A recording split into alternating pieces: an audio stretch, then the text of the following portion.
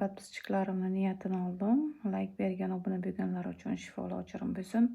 Ish, omad, baraka, pul uchun ko'ramiz. 3 ta karta tanlaymiz. 1, 2, 3. Hozir ko'ramiz. Birinchi kartani tanlaganlar esa harakat bor sizda. Judayam bir harakat qilib turibsiz shu kecha kunduzlarda, lekin unchalik barakangiz yo'q.